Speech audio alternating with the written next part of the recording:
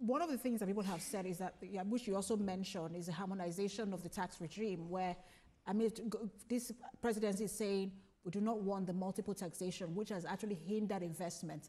Are we likely to see more investment, whether local or foreign, now that we've, it's not been passed, but once it's passed, more investments into the country?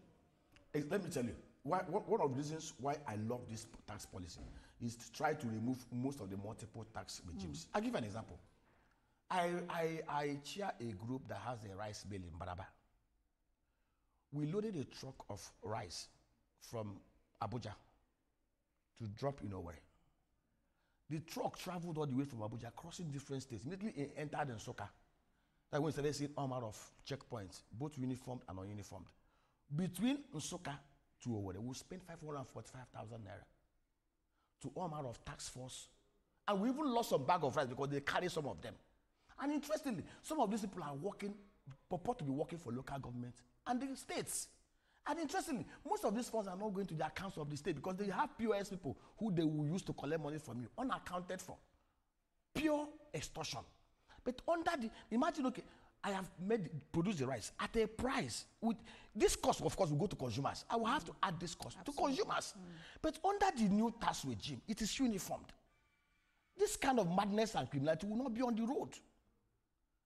And see, this issue of don't reduce corporate tax, go and check economies where they have huge corporate tax. What is it? Go to South Africa. I looked at South Africa revenue in 2022. $126 billion. $81 billion came from way of corporate tax and the individual tax. 31% of tax. South Africa has a 31% tax. 25 to 31% tax to GDP revenue ratio. In Nigeria, it's a different ballgame altogether. We don't even have people paying tax in this country. And that's the truth. There are some part of Nigeria that does not pay tax. And we know it. And they will not pay tax until the right regimes are put in place.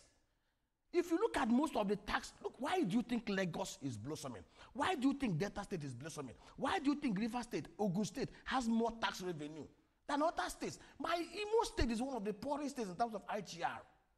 But I can tell that if we put the right fiscal incentives in place, Imo State can generate as much tax, even more than Ogun State. We need to go on break. We'll continue a very interesting conversation. We'll continue in just a moment.